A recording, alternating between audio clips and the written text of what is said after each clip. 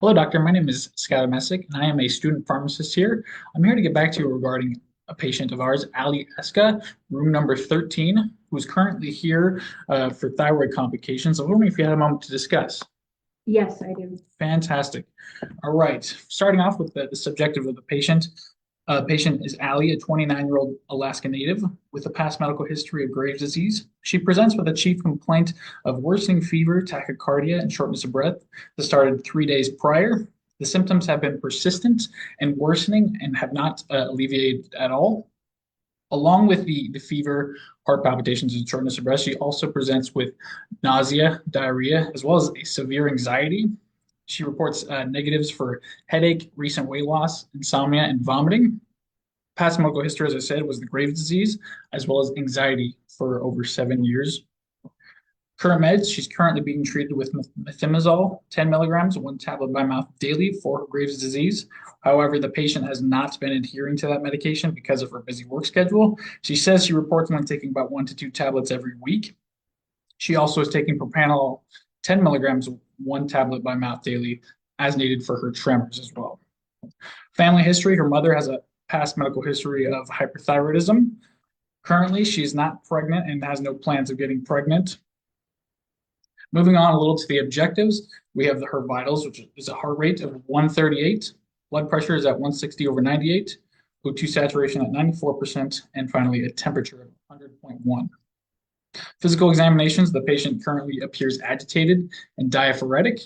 Her neck shows positives for thyromegaly and shows no a negative for lymphoadenopathy. CV looks like patient has tachycardia with irregular rhythm. Abdominal shows hyperactive bowel sounds. And lastly, her neuro patient presents with fine tremors in both hands.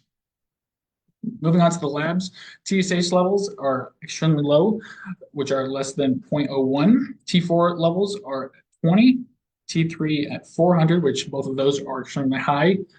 And then lastly, her liver enzymes, AST and ALT, are slightly elevated at 40 and 53, respectively. Scores that we used are the BWPS score, which is used to assess thyroid storm in patients. Right now, it's currently at 60. Imaging does show with ECG and atrial fibrillation with rapid ventricular response. Chest X-ray did not show any current findings. Moving on to the assessment, based off that information, I believe the patient is experiencing new onset worsening thyroid storm, which is attributed to medication non-adherence. Currently, medication non-adherence is a attributing factor to thyroid storm, specifically patients who discontinue abruptly. The BWPS score of 60 is higher than 45, indicating that thyroid storm is likely. Big point there. She also has worsening hyperthyroid symptoms with systemic decompensation that is not getting any better. They have been persistent. Thyroid levels are at extremes, and compared to her lab values of last year, they have gone up even more since then, with at T3 at 400, T4 at 20. Exam findings also support this diagnosis with the tachycardia, the tremors, the diaphoresis, and the thyromegaly. Currently, the patient CBC with differential is normal, appears normal, and the patient's chest X-ray is negative, so we can rule out infection. Patient's atrial fibrillation is likely to be secondary to the thyroid storm due to not having a history of atrial fibrillation, heart disease, ACVD, that sort of thing. So we can attribute it to the thyroid storm. Moving on to the goals for the patient, we want to rapidly stabilize the patient, stabilize the thyroid levels. We'll also want to minimize adverse effects within the treatment, so hepatotoxicity, agranulocytosis, and that should be done within about a 24-hour period. With that, we'll also, with long term, we'll want to prevent the long-term complications and death for this patient. Moving on to the justification portion of the treatment, I'm looking at the 2016 American Thyroid Association guidelines for the diagnosis and management of hyperthyroidism.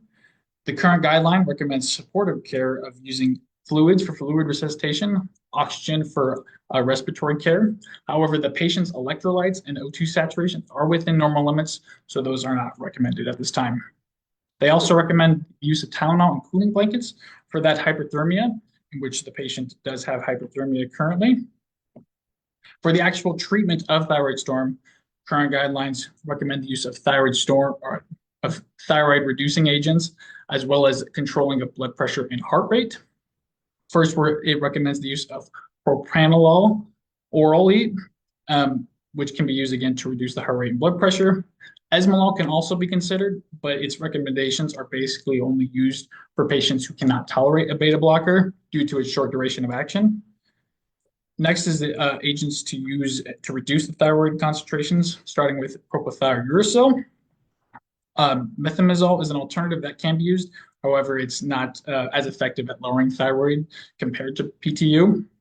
Next is potassium iodide solution. And last is the IV glucocorticoids, specifically hydrocortisone. Moving on to the plan, I suggest that we start Ali on the following medication regimen for inpatient use. We'll initiate propranolol 80 milligram oral tablets, 1 tablet by mouth every 6 hours, specifically the immediate release formulation. We will then initiate propylthiouracil. It'll be a loading dose of 500 milligrams. And these are 50 milligram tablets, so about 10 tablets by mouth. We'll follow that up with a maintenance dose of 250 milligrams every 4 hours. After that, we'll initiate the potassium iodide, and it'll have to be 1 hour after the initiation of the PTU therapy. We'll do 5 drops by mouth every 6 hours. And lastly, we'll initiate hydrocortisone, 300 milligrams IV loading dose, followed by 100 milligram IV infusion over 30 minutes, every 8 hours.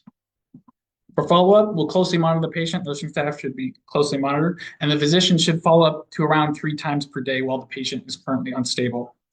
For monitoring, we'll look at the effectiveness of the medication. So every 24 hours, you should look at the T3, T4, and TSH levels, while also monitoring vitals, heart rate, blood pressure, temperature, and oxygen saturations every 1 to 2 hours.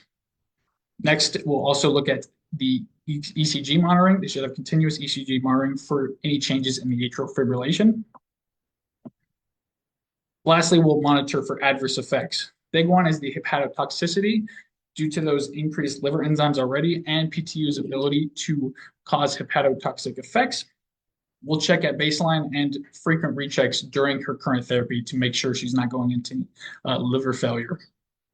Next, we'll monitor for agranulocytosis using a CBC with differential due to that, again, that propylthiouracil therapy. And lastly, we'll also look at electrolytes and blood glucose due to the hydrocortisone's effect on blood glucose, increasing it, as well as its electrolyte retaining abilities. In conclusion, I recommend beta blockers for the patient, specifically propranolol 80 milligrams, the propylthiouracil 50 milligrams with a 500 milligram loading dose and a 250 milligram maintenance dose, potassium iodide, and initiation of hydrocortisone. Stabilization of the patient usually occurs within 24 hours, and that is my current regimen of therapy. Did you have any concerns at all today? Yeah, sorry, was this patient like admitted into the hospital or? She currently is admitted to the hospital, yes. Okay. Like the hospital? Yes. I believe she's currently in the ICU. ICU. Okay, great. Okay, thanks so much. Yeah.